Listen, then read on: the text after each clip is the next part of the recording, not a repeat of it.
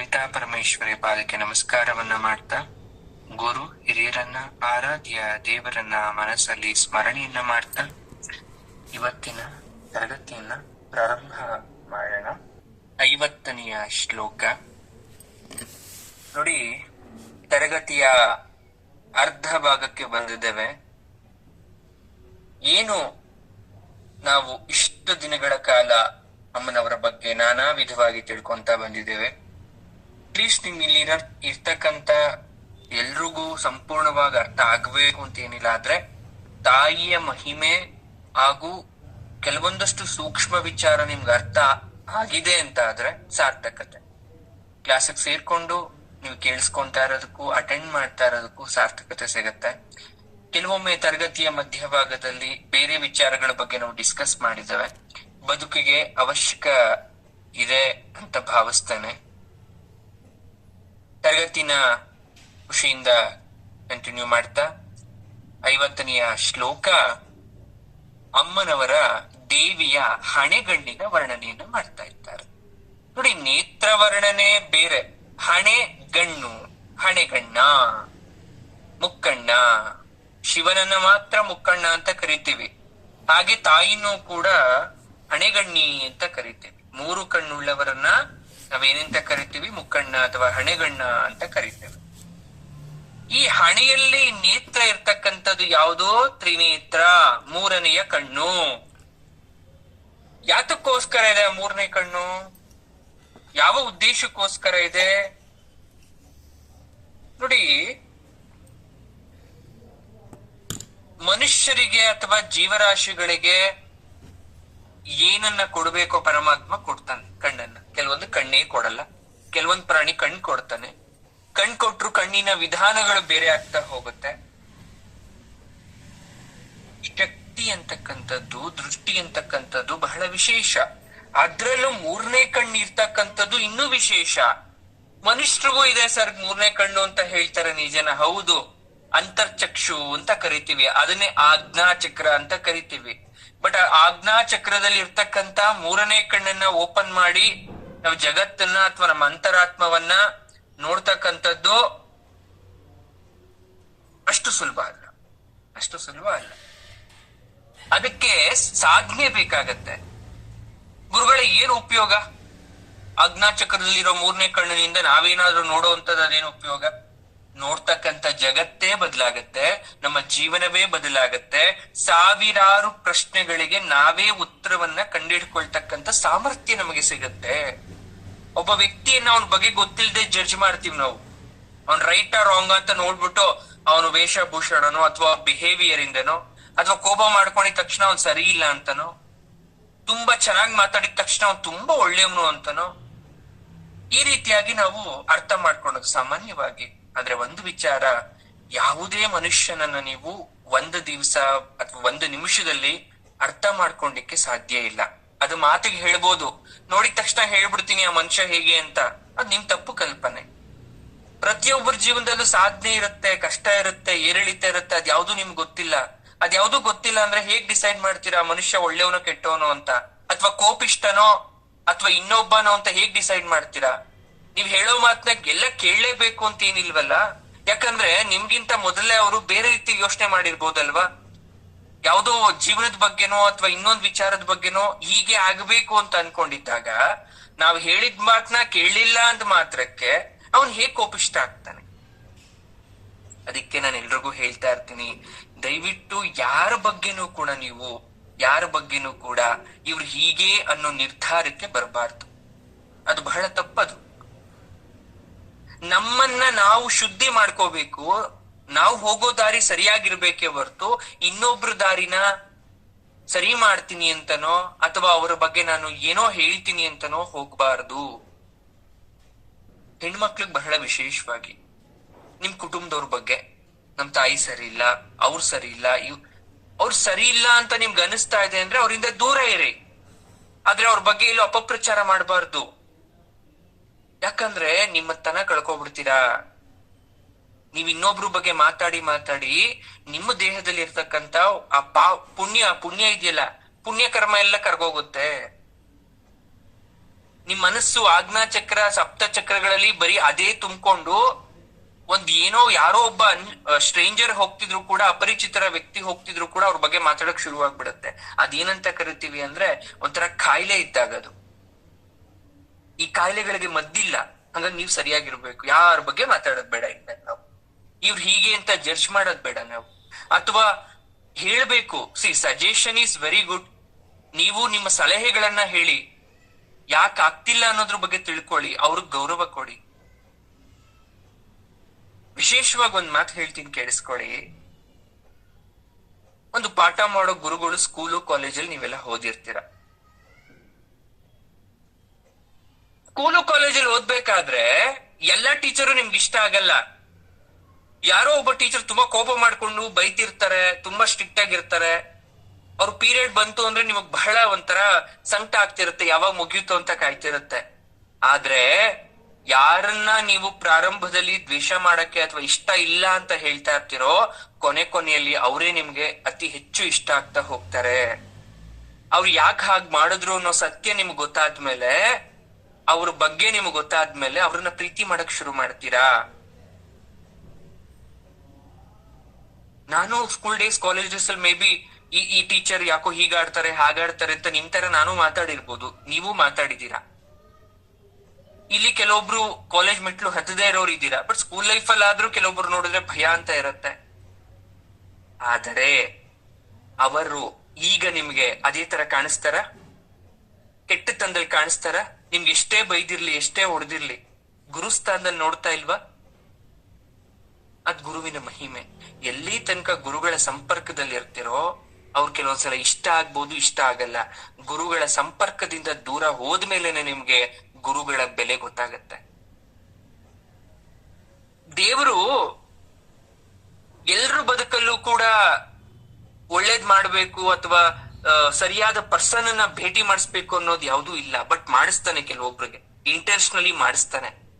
ನೀವೇನಾದ್ರೂ ಅದನ್ನ ಅರ್ಥ ಮಾಡ್ಕೊಳೋದ್ ತಪ್ಪಿಟ್ರೆ ನಿಮ್ಮಂತ ದಡ್ರಿಲ್ಲ. ತುಂಬಾ ಜನ ಒಪಿನಿಯನ್ ಹೇಳ್ತಾ ಇರ್ತಿಲ್ಲ, ಸರ್ ಕ್ಲಾಸಿಗೆ ಬರಕ್ ಆಗ್ಲಿಲ್ಲ, ಏನೋ ಹಾಗೆ ಹೀಗೆ. ನೋಡಿ, ಕೆಲವೊಂದು ಅನಿವಾರ್ಯ ಕಾರಣದಿಂದ ಬರಕ್ ಆಗಲ್ಲ, ಹೋಗ್ತೀವಿ.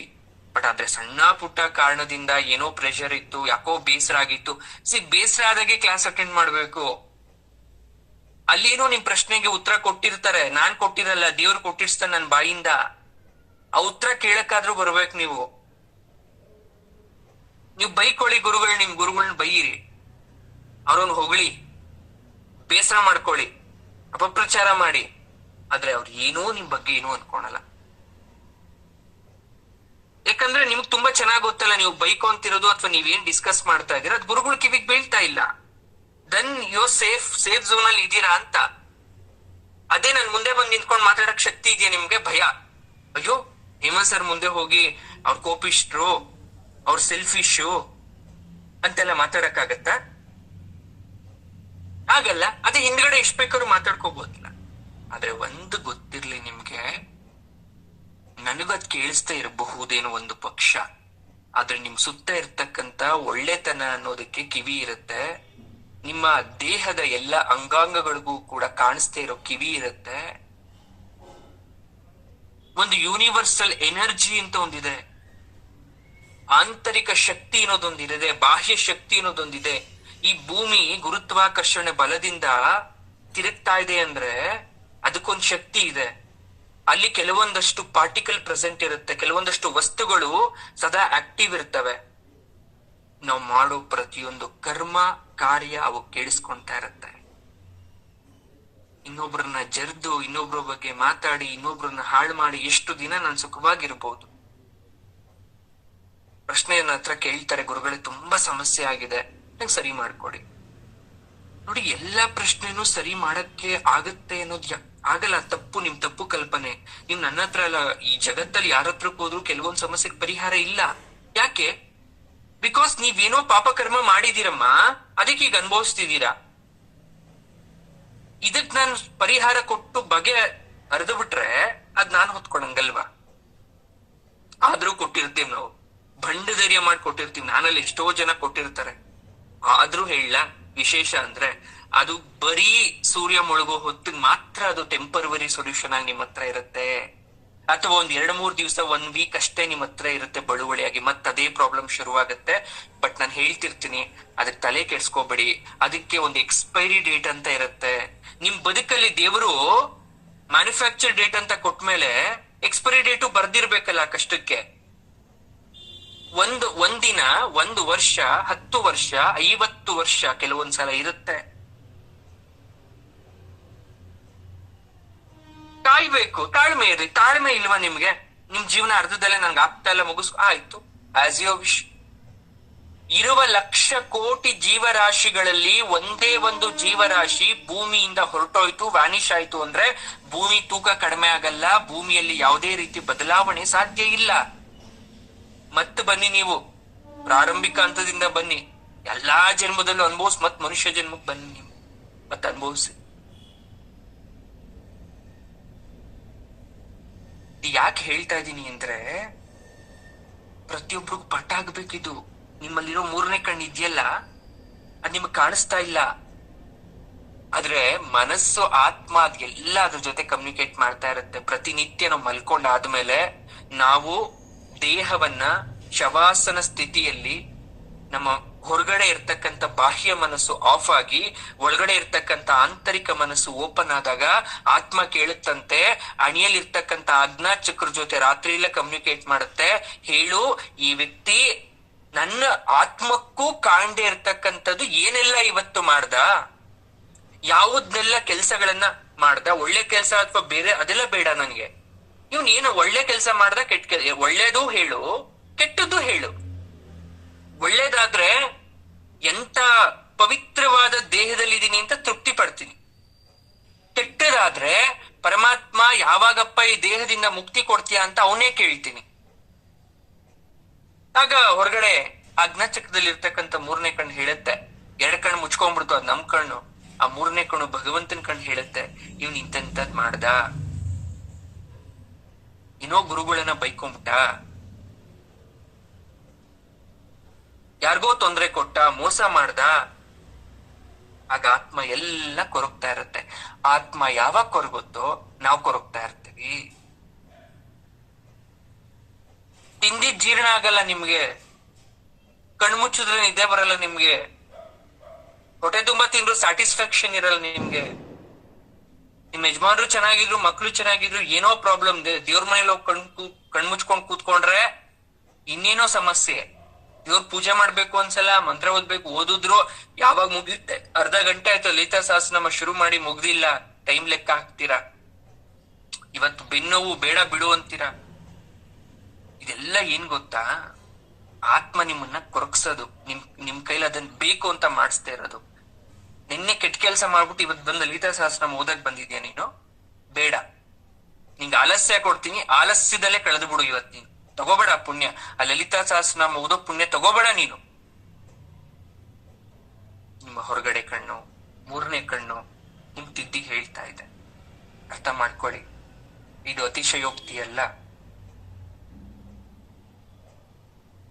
ಮಹಾಲಕ್ಷ್ಮಿಯನ್ನ ನಾವು ಸಂಪತ್ತಿಗೆ ಮಾತ್ರ ದೇವತೆ ಅಂತ ಪೂಜೆ ಮಾಡೋ ಅಭ್ಯಾಸ. ಅಷ್ಟಲಕ್ಷ್ಮಿಯರು ಹೇಳ್ಬೇಕಾದ್ರೆ ಎಲ್ಲಾ ಲಕ್ಷ್ಮಿಯರ ಹೆಸರು ಹೇಳ್ತೀವಿ. ಅದ್ರಲ್ಲಿ ಯಾರು ಬರ್ತೀರಾ ಅಂತ ಆಪ್ಷನ್ ಕೊಟ್ಬಿಟ್ರೆ ಗಜಲಕ್ಷ್ಮಿನೂ ಬೇಡ, ವಿದ್ಯಾಲಕ್ಷ್ಮಿನೂ ಬೇಡ, ಧಾನ್ಯಲಕ್ಷ್ಮಿ ಬೇಡ, ಧೈರ್ಯಲಕ್ಷ್ಮಿ ಏನ್ ಬೇಡ ನಮ್ಗೆ, ಧನಲಕ್ಷ್ಮಿ ಬಾ, ಧನಲಕ್ಷ್ಮಿ ಬಂದ್ಬಿಟ್ರೆ ಸಾಕು ಅಂತ ಚೂಸ್ ಮಾಡೋ ಬುದ್ಧಿ ನಮ್ದು. ಯಾಕೆ? ಅದೇ ಅಲ್ವಾ ಜೀವನದಲ್ಲಿ ಬೇಕಾಗಿರೋದು. ಅದಿದ್ರೆ ಜೀವನ ಬಹಳ ಸಂತೋಷವಾಗಿರುತ್ತಲ್ಲ, ತಪ್ಪಲ್ಲ ನಾನು ಹೇಳ್ತಾ ಇರೋದು. ವಿಜಯಲಕ್ಷ್ಮಿ ಬಂದ್ ಜೀವನದಲ್ಲಿ ಬರೀ ವಿಜಯ ಆಗ್ಬಿಟ್ರೆ ಸುಖವಾಗಿರಕ್ಕೆ ಹಣ ಬೇಕಲ್ಲ. ಧಾನ್ಯಲಕ್ಷ್ಮಿ ಬಂದು ಮನೆ ತುಂಬಾ ಬರೀ ರೇಷನ್ನೇ ತುಂಬಿಟ್ರೆ, ಹೊಟ್ಟೆ ತುಂಬಾ ಮಾಡ್ಕೊಂಡ್ ತಿನ್ಬಿಟ್ರೆ ಸಾಕ? ಸಂತಾನ ಲಕ್ಷ್ಮಿ ಬಂದ್ಬಿಟ್ಟು ಮನೆ ತುಂಬಾ ಮಕ್ಳು ಕೊಟ್ಬಿಟ್ರೆ ಸಾಕ? ಧನಲಕ್ಷ್ಮಿ ಬಂದ್ರೆ ಇದನ್ನೆಲ್ಲ ನಾನು ಕೊಂಡ್ಕೊಂಡ್ಬಿಡ್ತೀನಿ. ಬುದ್ಧಿವಂತರ ಲಕ್ಷಣ ಅಲ್ವಾ ಇದು? ಅದಕ್ಕೆ ಹೇಳ್ತಾರೆ, ತಾಯಿ ಬಗ್ಗೆ ಹೇಳ್ಬೇಕಾದ್ರೆ ಶಂಕರಾಚಾರ್ಯರು ತುಂಬಾ ಬ್ಯೂಟಿಫುಲ್ ಆಗಿ ಹೇಳ್ತಾರೆ. 3ನೇ ಕಣ್ಣಿನ ಬಗ್ಗೆ ಹೇಳ್ತಾರೆ. ಕಣ್ಣುಗಳಿಗೆ ಕೇಳೋ ಶಕ್ತಿ ಇಲ್ಲ, ಕರೆಕ್ಟಾ? ನಿಮ್ ಕಣ್ಣಿಗೆ ಯಾರಾದ್ರೂ ಮಾತಾಡಿದ್ರೆ ಕೇಳಿಸ್ಕೊಳುತ್ತಾ? ಅದು ಕೇಳಿಸ್ಕೊಳ್ಳೋ ಶಕ್ತಿ ಯಾರಿಗಿರೋದು? ಕಿವಿಗೆ. ಆದ್ರೆ ನವರಸ ಕಾವ್ಯಗಳನ್ನ ಕೇಳ್ಬೇಕಾದ್ರೆ ಕಣ್ಣು ಕೇಳ್ತಾ ಇರತ್ತಂತೆ. ಅದಕ್ಕೆ ತಾಯಿಯ ಆ ಕರ್ಣಾಂತ ವಿಶಾಲ ನೇತ್ರಗಳ ನೋಟವನ್ನು ಅಷ್ಟು ಚೆನ್ನಾಗಿ ವರ್ಣನೆ ಮಾಡ್ತಾರೆ. ನಮ್ಗೆಲ್ಲ ಕಣ್ಣು ಇಷ್ಟಿದೆ, ದೇವ್ರ ಜಗನ್ಮಾತೆ ಕಣ್ಣು ಹೇಗಿದೆ ಅಂತ ಹೇಳ್ತಾರೆ, ಕಿವಿ ತುದಿ ತನಕ ಇದೆ ಅಂತ ಹೇಳ್ತಾರೆ. ಅದಕ್ಕೆ ವಿಶಾಲ ಅಕ್ಷಿ. ಅಮ್ಮನ್ಗೆ ಕಣ್ಣು ಕಿವಿಯ ತುದಿ ತನಕ ಇದೆ ಅಂತ ಹೇಳ್ತಾರೆ. ಯಾಕಾಗಿ ಇದೆ ಅಂತ ಕಾರಣ ಕೊಡ್ತಾರೆ. ಆ ಕಿವಿ ಕಣ್ಣು ಯಾವಾಗ್ಲೂ ಮಾತಾಡ್ಕೊಳ್ಳಿ, ರಸಸ್ವಾದವನ್ನ ಅನುಭವಿಸ್ಲಿ ಅಂತ. ಇದೆಲ್ಲ ನೋಡ್ತಾ ಇದ್ದಂತಹ ತಾಯಿಯ ಪಾಲನೇತ್ರಕ್ಕೆ ಅಸೂಯೆ ಆಗೋಯ್ತು. ಕಣ್ಣಿಗೆ ಜಗಳ ಬಂದ್ಬಿಡ್ತಿ. ಅರ್ಥ ಆಯ್ತಾ ನಾನು ಏನ್ ಹೇಳ್ತಾ ಇದ್ದೀನಿ? 2 ಕಣ್ಣಿದೆ ನಮ್ಗೆ ಮೂಗ್ ಮೇಲೆ, ಕರೆಕ್ಟಾ? ಆ 2 ಕಣ್ಣು ಎಲ್ಲಿ ತನಕ ಇದೆ? ಕಿವಿ ತನಕ ಇದೆ. ಈ ಕಿವಿ ಕೇಳಿಸೋದು ಕಣ್ಗೂ ಕೇಳಿಸ್ತಾ ಇದೆ ಅಮ್ಮನವ್ರಿಗೆ. ಇಬ್ರು ಕೂಡ ಆನಂದವಾಗಿದ್ದಾರೆ. ಅಮ್ಮನವರ ಕಣ್ಣು ಕಿವಿ 2 ಬಹಳ ಆನಂದವಾಗಿದ್ದಾರೆ. ಈ ಪಾಲನೇತ್ರ ಅಂತ ಮಧ್ಯಭಾಗದಲ್ಲಿ ಇರ್ತಕ್ಕಂತ 3ನೇ ಕಣ್ಣಿಗೆ ಹೊಟ್ಟೆ ಕಿಚ್ಚು ಬಂದ್ಬಿಡ್ತು, ಅಸೂಯೆ ಆಗೋಯ್ತು. ಆ ಕಣ್ಣು ರೆಪ್ಪೆ ಪಕ್ಕಗಳಿಗೆ ತಿರುಗ್ಲಾರ್ದು ನೇರ ನೋಟವೇ ಆ ಕಣ್ಣಿನ ಲಕ್ಷಣ. ಅದಲ್ದೆ ಅದು ಅಗ್ನಿ ನೇತ್ರ. ನಾನು 3ನೇ ಕಣ್ಣಿನ ಕ್ಯಾರೆಕ್ಟರಿಸ್ಟಿಕ್ಸ್ ಹೇಳ್ತಾ ಇದ್ದೀನಿ. ಏನದು? ಅದ್ 3ನೇ ಕಣ್ಣು. ಆ ಕಡೆ ಈ ಕಡೆ ನೋಡಕ್ಕಾಗಲ್ಲ, ಅದು ನೇರವಾಗಿ ಮಾತ್ರ ನೋಡೋದದು. ಆ ಕಣ್ಣೇನಾದ್ರು ತೆರೆದು ಬಿಟ್ರೆ ಪ್ರಳಯ ಸಂಭವಿಸುತ್ತೆ. ಅದಕ್ಕೆ ಅದು ಮುಚ್ಕೊಂಡೇ ಇರುತ್ತೆ. ದೇವಿ ಆಜ್ಞೆ ಕೊಡೋ ತನಕ ಅದ್ ಬಿಡಂಗಿಲ್ಲ. ಆ ಕರ್ಣಾಂತವನ್ನ, ಆನಂದವನ್ನ, ಹೊರಗಿನ ಪ್ರಪಂಚದ ಆನಂದವನ್ನ ಅನುಭವಿಸುದೆ ಅದು ಬಹಳ ಸಂಕಟ ಪಡ್ತಾ ಇತ್ತಂತೆ ಹಣೆಯಲ್ಲಿರ್ತಕ್ಕಂಥ 3ನೇ ಕಣ್ಣು. ಪಾಲನೇತ್ರ ಅಗ್ನಿಗುಣ ಪೂರಿತವಾಗಿರ್ತಕ್ಕಂಥದ್ದು. ಆಜ್ಞಾಚಕ್ರ ಅಗ್ನಿ ತತ್ವ ಅದು.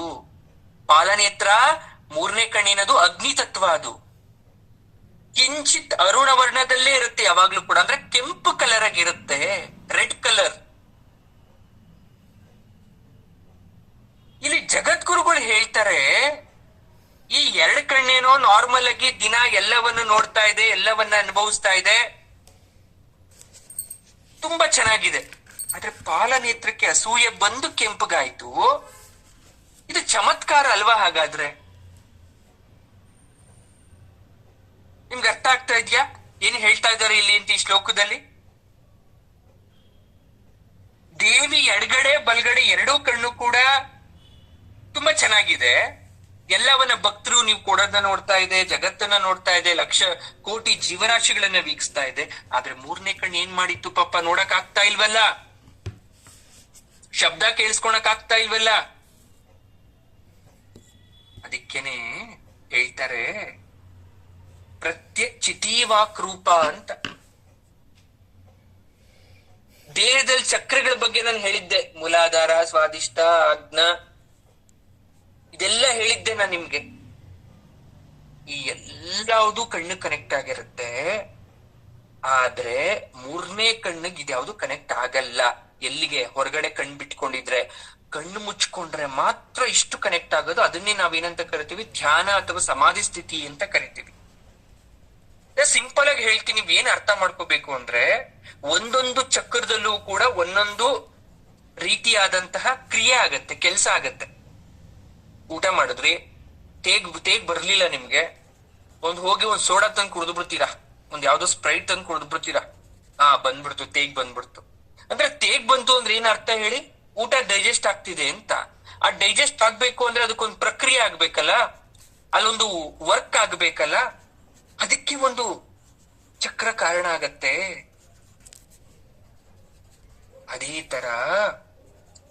ತರ ದೇಹದಲ್ಲಿ ಹಣೆಯ ಮಧ್ಯಭಾಗದಲ್ಲಿ ಗಂಡಸ್ರಾದ್ರೂ ಸರಿ, ಅದು ಹೆಂಗಸ್ರಾದ್ರೂ ಸರಿ, ಅದು ಆಕ್ಟಿವ್ ಆಗ್ಬೇಕು ಅಂದ್ರೆ ನೀವು ಸಾಧನೆಯನ್ನ ಮಾಡ್ಬೇಕಾಗ್ತದೆ. ಶಬ್ದ ಬ್ರಹ್ಮನ 4 ರೂಪಗಳ ಬಗ್ಗೆ ನಿಮ್ಗೆ ಗೊತ್ತು. ಏನೇನು? ಪರ, ಪಶ್ಯಂತಿ, ಮಧ್ಯಮ, ವೈಖರಿ ರೂಪ. ಯಾವ್ಯಾವುದು? ಇನ್ನೊಂದ್ಸಲ ಸರಿಯಾಗಿ ಕೇಳಿಸ್ಕೊಳ್ಳಿ.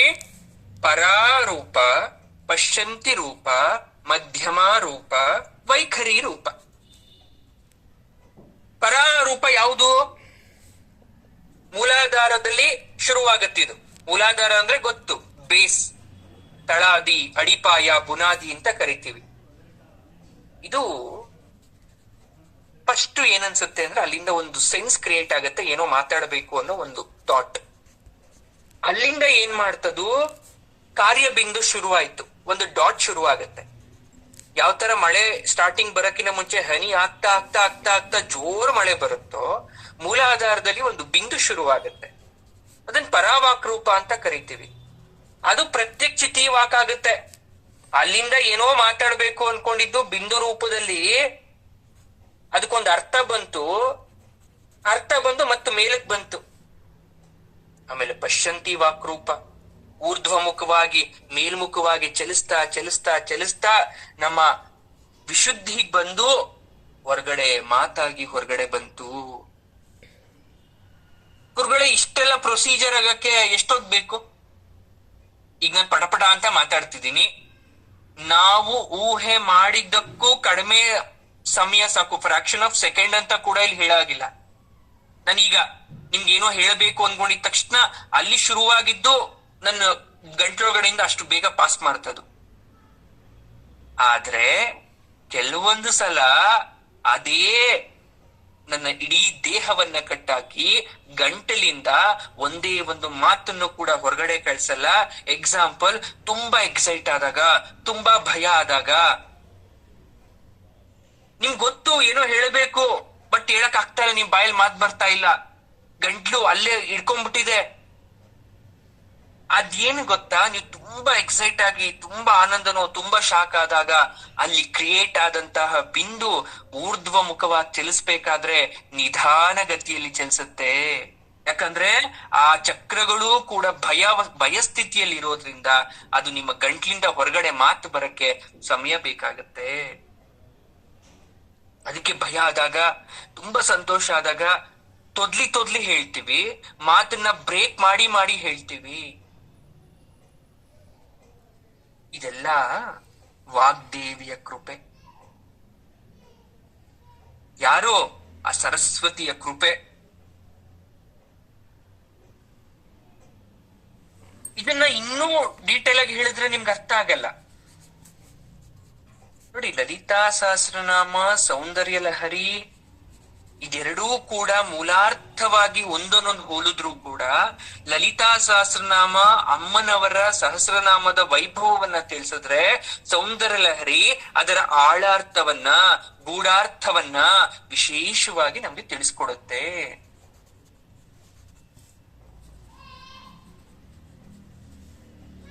ತೆಲುಗ್ನಲ್ಲಿ ಒಬ್ರು ಬರೀತಾರೆ, ನಿರ್ಮಲ ಪ್ರಭಾವತಿ ಅಂತ ಒಬ್ರು ರೈಟರ್, ತುಂಬಾ ಚೆನ್ನಾಗಿ ಬರೀತಾರೆ ಅವರು, ತುಂಬಾ ರಿಸರ್ಚ್ ಮಾಡಿ.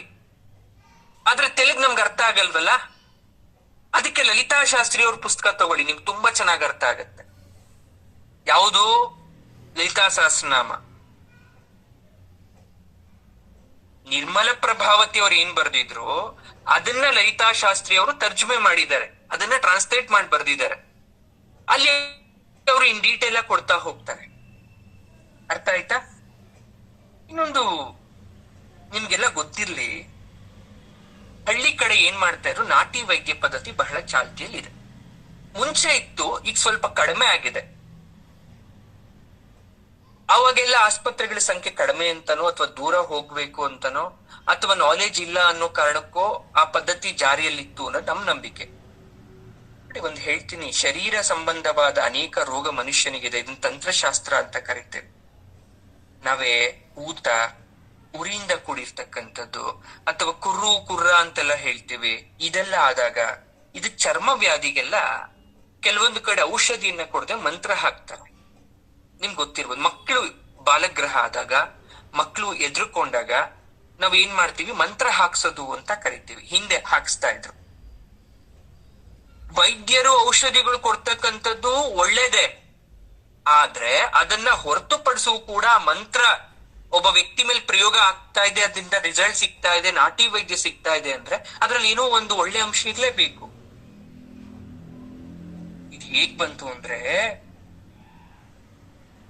ಸ್ತೋತ್ರವನ್ನ ಚಿತ್ತಶುದ್ಧಿಯಿಂದ ತಾಂತ್ರಿಕರು ಏನ್ ಮಾಡ್ತಾರೆ ಅಂದ್ರೆ ಅದನ್ನ ಪಠಣೆ ಮಾಡ್ತಾ ಹೋಗ್ತಾರೆ. ಪಠಣೆ ಮಾಡ್ತಾ ಮಾಡ್ತಾ ಮಾಡ್ತಾ ಸಿದ್ಧಿಯನ್ನ ಪಡಿಸ್ಕೊಂಡು ಅದನ್ನ ಒಬ್ಬ ರೋಗಿಯ ಮೇಲೆ ಪ್ರಯೋಗವನ್ನ ಮಾಡ್ಲಿಕ್ಕೆ ಶುರು ಮಾಡ್ತಾರೆ. ಆ ರೋಗಿಯ ತಲೆ ಮೇಲೆ ಕೈಯನ್ನ ಇಡೋದು ಅಂತನೋ, ಅಥವಾ ಅವರು ಮಂತ್ರವನ್ನ ಪಠಣೆ ಮಾಡ್ಬೇಕಾದ್ರೆ ಬಾಯಿಂದ ಉಸಿರು ಬರುತ್ತೆ ಹೊರಗಡೆ, ಆ ಉಸಿರನ್ನ ಆ ರೋಗಿಯ ಮುಖಕ್ಕೆ ತಾಕ್ಸೋದ್ರಿಂದನೋ ಮಾಡೋದ್ರಿಂದ ಅದೇನಾಗ್ತಾ ಇತ್ತು, ಕಡಿಮೆ ಆಗ್ತಾ ಇತ್ತು. ವಿಶೇಷವಾಗಿ ಮಸೂರಿಕಾ ರೋಗ ಅಂತ ಕರಿತೀವಿ ನಾವು. ಮಸೂರಿಕಾ ರೋಗ ನಾನು ಯಾಕೆ ಹೇಳ್ತಾ ಇದ್ದೀನಿ ಅಂದ್ರೆ 50ನೇ ಶ್ಲೋಕದ್ದು ಪರ್ಟಿಕ್ಯುಲರ್ ಆಗಿ ಮಸೂರಿಕಾ ರೋಗಕ್ಕೆ ಬಳಕೆ ಮಾಡ್ತಾ ಇದ್ರು ಹಿಂದೆ ತಂತ್ರಶಾಸ್ತ್ರಜ್ಞರು. ಇದಕ್ಕೆ ಸ್ವಲ್ಪ ಕಷ್ಟ ಮದ್ದು. ಹಂಗಾಗಿ ಈ ಮಂತ್ರ ಪ್ರಯೋಗವನ್ನ ನಾವು ಅಟ್ಲೀಸ್ಟ್ ಮಾಡ್ಕೋಬಹುದು. ಇಲ್ಲ ಗುರುಗಳೇ ನನ್ಗೆ ಅರ್ಥ ಆಗ್ಲಿಲ್ಲ ಏನು ಅಂದ್ರೆ, ಈಗ ಯಾವ್ದು ಈ ಕಾಯಿಲೆಗಳು ಬರಲ್ಲ, ಹಿಂದೆ ಬರ್ತಿತ್ತು. ಪ್ಲೇಗ್ ಬಂದ್ರೆ, ಸಿಡುಬ್ ಬಂದ್ರೆ, ಕೊರೋನಾ ಬಂದ್ರೆ, ಅಂದ್ರೆ ಒಬ್ಬ ವ್ಯಕ್ತಿಯಿಂದ ಇನ್ನೊಬ್ಬ ವ್ಯಕ್ತಿಗೆ ಟ್ರಾನ್ಸ್ಫರ್ ಆಗುತ್ತಲ್ಲ ಇನ್ಫೆಕ್ಷನ್, ಆ ಒಂದು ರೀತಿಯಾದಂತಹ ಕಾಯಿಲೆಗಳಿಗೆ ನಾವು ಈ ಸ್ತೋತ್ರವನ್ನ ಬಳಕೆ ಮಾಡ್ತೀವಿ. ಆಯ್ತಾ? ವಿಭೂತಿ ಪ್ರಯೋಗ, ಜಲ ಪ್ರಯೋಗ, ಮಂತ್ರಾಕ್ಷತೆ ಪ್ರಯೋಗ ಅಂತ ಕರಿತೀವಿ. ಅಂದ್ರೆ ವಿಭೂತಿಗಾದ್ರೂ ನಾವು ಅಭಿಮಂತ್ರಿಸ್ಬೋದು, ನೀರಲ್ಲಿ ಮಂತ್ರಿಸ್ತಾರೆ ಅಥವಾ ಅಕ್ಷತೆಗೆ ಮಂತ್ರಿಸ್ತಾರೆ, ಅವರವರ ಶಾಸ್ತ್ರಕ್ಕೆ ತಕ್ಕಂತೆ ಇದನ್ನ ಮಂತ್ರಿಸ್ತಾರೆ. ಇದ್ಯಾವುದು ನಮಗ್ ಗೊತ್ತಿಲ್ವಲ್ಲ, ನಾವು ಸುಮ್ನೆ ಶ್ಲೋಕ ಹೇಳ್ಕೊಬಿಟ್ರೆ ಸಾಕು, ಕಡಿಮೆ ಆಗ್ಲಿ. ಒಂದು ನಿಮ್ಗೊಂದು ಮಾಹಿತಿ ಕೊಡ್ಬೇಕು ಅಂದ್ರೆ ನೋಡಿ, ಶಂಕರಾಚಾರ್ಯರು ಒಂದ್ ಮಾತು ಹೇಳ್ತಾರೆ, ಎಲ್ಲ ಚೆನ್ನಾಗಿ ಕೇಳಿಸ್ಕೊಳ್ಳಿ. ಆತ್ಮಾತ್ವಂ ಗಿರಿಜಾ ಮತೆ ಸಹ ಚರಪ್ರಾಣ ಶರೀರಂ ಗೃಹಂ ಪೂಜಾತೆ ವಿಷ ಯೋಪಭೋಗ ರಚನಾ ನಿದ್ರಾ ಸಮಾಧಿ ಸ್ಥಿತಿ ಸಂಚಾರ ಪದಯೋ ಪ್ರದಕ್ಷಿಣ ವಿಧೌ ಸ್ತೋತ್ರಾಣಿ ಸರ್ವಾಗಿರೌ ಯದ್ಯತ್ ಕರ್ಮ ಕರೋಮಿ ತತ್ತದಖಿಲಂ ಶಂಭೋ ತವಾರಾಧನ. ತುಂಬಾ ಚೆನ್ನಾಗಿದೆ ಇದು. ಆತ್ಮಾರ್ಪಣವನ್ನ ಮಾಡ್ಕೊಳ್ತಕ್ಕಂಥ ಶ್ಲೋಕ ಇದು. ನನ್ನ ಆತ್ಮ ನೀನು, ನನ್ನ ಮತಿ ನೀನು, ದೇವ್ರಿಗೆ ಹೇಳ್ತಕ್ಕಂಥದ್ದು. ನನ್ನ ಆತ್ಮ ನೀನು, ನನ್ನ ಮತಿ ನೀನು, ನನ್ನ ಪಂಚ ಪ್ರಾಣ ನೀನು, ನಾನು ಮಾಡ್ತಕ್ಕಂಥ ಪ್ರತಿಕ್ರಿಯೆನೇ ನೀನಮ್ಮ. ನನ್ನ ನಿದ್ರೆ, ನಿನ್ನ ಧ್ಯಾನ ಯೋಗ, ಸಮಾಧಿ ಸ್ಥಿತಿ, ನಾನು ಎಲ್ಲೆಲ್ಲಿ ಓಡಾಡ್ತೀನೋ ಅದೆಲ್ಲಾ ನಾನು ನಿನ್ ಮಾಡೋ ಪ್ರದಕ್ಷಿಣೆ, ನಾನು ಆಡೋ ಪ್ರತಿ ಮಾತು, ನೀ ಸ್ತೋತ್ರ, ಕರ್ಮ ಎಲ್ಲ ನೀನೇ ಅಪ್ಪ. ಇದರಲ್ಲಿ ಏನ್ ವಿಶೇಷತೆ ಅಂದ್ರೆ, ಜಗದ್ಗುರುಗಳು ಒಂದು ವಿಶೇಷವಾದಂತಹ ಉಪಾಯ ಕೊಟ್ಬಿಟ್ರು ನಮ್ಗೆ. ಏನು? ಪ್ರತಿನಿತ್ಯ ನಾವೇನೆಲ್ಲ ವೇಸ್ಟ್ ಆಗಿ ಕೆಲಸ ಮಾಡ್ತಾ ಇದೀವಲ್ವಾ, ಅದ್ಯಾವ್ದು ಇನ್ಮೇಲೆ ವೇಸ್ಟ್ ಆಗ್ಬಾರ್ದು. ಅದೆಲ್ಲ ಯಾರಿಗೆ ಸಲ್ಬೇಕು? ಜಗನ್ಮಾತೆಗೆ ಸಲ್ಬೇಕು, ಪರಮೇಶ್ವರನಿಗೆ ಸಲ್ಬೇಕು ಅಂತ ನೋಡಿ. ತಾಟಂಕ ಮಹಿಮೆ ನಿಮ್ಗೆ ಗೊತ್ತಿರ್ಲಿಕ್ಕಿಲ್ಲ ತುಂಬಾ ಜನಕ್ಕೆ. ಜಗನ್ಮಾತೆಯ ತಾಟಂಕ ಮಹಿಮೆಯನ್ನ ಹೇಳ್ತಾರೆ. ಏನು ತಾಟಂಕ ಮಹಿಮೆ? ಕಾಲಕೂಟ ವಿಷವನ್ನ ಕುಡಿದಂತಹ ಪರಮೇಶ್ವರ ಮೃತ್ಯುವನ್ನ ಜಯಿಸಿ ನೀಲಕಂಠನಾಗ್ತಾನೆ. ಅದಕ್ಕೆ ಚಿರಂಜೀವಿ ಆಗ್ಲಿಕ್ಕೆ ಕಾರಣ ಅಮ್ಮನವರ ತಾಟಂಕ ಮಹಿಮೆ. ತಾಟಂಕ ಅಂದ್ರೆ ಏನು ಅಂತ ಫಸ್ಟ್ ಹೇಳ್ತೀನಿ, ಕೇಳಿಸ್ಕೊಡಿ. ಓಲೆ. ಹೆಣ್ಣು ಮಕ್ಳು ಕಿವಿಗೆ ಓಲೆ ಯಾಕೆ ಹಾಕಬೇಕು ಅನ್ನೋ ವಿಚಾರ ಇದ್ರಲ್ಲಿ ಸ್ವಲ್ಪ ಮಟ್ಟಿಗೆ ಅರ್ಥ ಆಗಬಹುದು. ದೊಡ್ಡ ಚಕ್ರಗಳಿಂದ ಇರ್ತಕ್ಕಂಥ ಓಲೆಗಳನ್ನ ನಾವು ತಾಟಂಕ ಮಹಿಮೆ ಅಂತ ಕರಿತೀವಿ, ಅಥವಾ ತಾಟಂಕಗಳು ಅಂತ ಕರಿತೀವಿ. ಗುರುಗಳೇ, ಪರಶಿವ ಮೃತ್ಯುವಶನ ಆಗದಂತೆ ಕಾಪಾಡಕ್ಕೂ ಓಲೆಗಳಿಗೂ ಏನ್ ಸಂಬಂಧ? ನೀವ್ ಹೇಳ್ತಾರ ನಂಗೆ ಅರ್ಥ ಆಗ್ತಾ ಇಲ್ಲ. ಪರಮಗುರು ಶಂಕರರು ನಿಗೂಢವಾದ ವಿಷಯವನ್ನ ತುಂಬಾ ಹೇಳ್ತಾರೆ, ಅರ್ಥ ಮಾಡ್ಕೋಬೇಕು. ಬೆಟ್ಟದಷ್ಟು ಅರ್ಥ ಇರುತ್ತೆ, ಅರ್ಥ ಮಾಡ್ಕೋಬೇಕು. ಸ್ತ್ರೀಯರು ತಾಟಂಕಗಳು, ಮೂಗ್ಬಟ್ಟು, ಕತ್ತಿಲಿನ ಕರಿಮಣಿ ಸರ, ಮಂಗಳಸೂತ್ರ, ಕಾಲ್ಬೆರಳಿನ ಕಾಲುಂಗ್ರ ಎಲ್ಲ ಮಂಗಳ ಭಾಗ್ಯ ಅಂತ ಧರಿಸ್ತೀವಿ, ಗಂಡಿನ ಶ್ರೇಯಸ್ಸು ಅಂತ ಧರಿಸ್ತೀವಿ. ಯಾವಾಗ ಕಿವಿಯಲ್ಲಿರ್ತಕ್ಕಂಥ ಓಲೆ ಅಚಾನಕ ಕೆಳಗಡೆ ಬೀಳುತ್ತೋ ಅದು ಕೂಡ ಅಪಶಕುನ. ಅಂದ್ರೆ ಏನೋ ಒಂದು ಹಿಂಟ್ ಅದು, ಅದಕ್ಕೆ ಭಯ ಪಡಬಾರ್ದು. ಅರ್ಥ ಆಯ್ತಾ? ಹೇಳ್ತಾರಾದ್ರೆ ಶಾಸ್ತ್ರದಲ್ಲೂ ಕೂಡ ಇದೆ, ಹೆಣ್ಮಕ್ಳು ಓಲೆ ಬೀಳ್ಬಾರ್ದು, ಅಚಾನಕ ಬೀಳ್ಬಾರ್ದು ಕೆಳಗಡೆ. ಇವೆಲ್ಲ ಮೂಢನಂಬಿಕೆ ಅಂತ ಹೇಳೋರು ಕೂಡ ಇರ್ತಾರೆ, ಅದಿರ್ಲಿ, ನಮಗ್ ಬೇಡ ಅದು.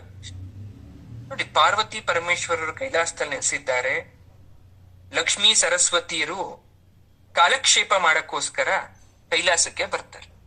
ಯಾರ ಜೊತೆ? ಪಾರ್ವತಿ ಜೊತೆ ಕಾಲಕ್ಷೇಪ ಮಾಡಬೇಕು. ಅದಕ್ಕೆ ಲಕ್ಷ್ಮೀ ಸರಸ್ವತಿಯರು ಬರ್ತಾ ಇದ್ದಾರೆ. ಬಂದ್ರು. ಈ ಅವತ್ತೇನಾಗ್ಬಿಟ್ಟಿದೆ, ತಾಯಿ ಕಿವಿಯಿಂದ ತಾಟಂಕ ಕೆಳಗ್ ಬಿದ್ದೋಗ್ಬಿಟ್ಟಿದೆ. ಅಚಾನಕ್ಕಾಗಿ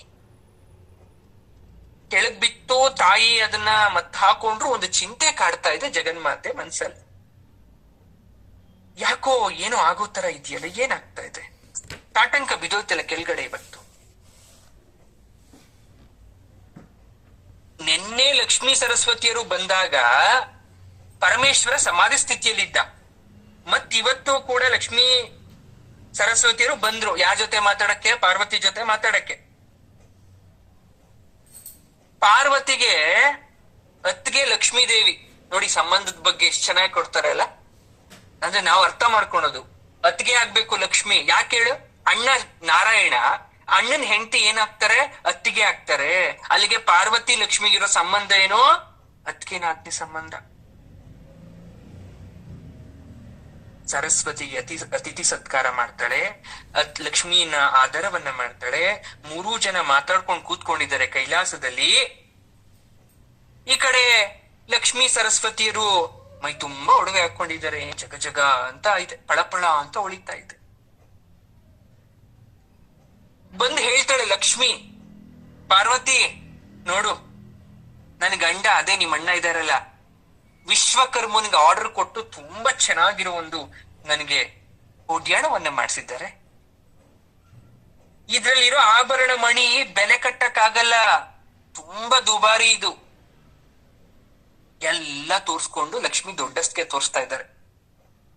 ಪಾರ್ವತಿ ನೋಡಿ ತುಂಬಾ ಸಂತೋಷ ಪಟ್ಟು, ಚೆನ್ನಾಗಿವೆ ಚೆನ್ನಾಗಿವೆ ಅದಕ್ಕೆ, ತುಂಬಾ ಚೆನ್ನಾಗಿದೆ ಆಭರಣ ಎಲ್ಲ.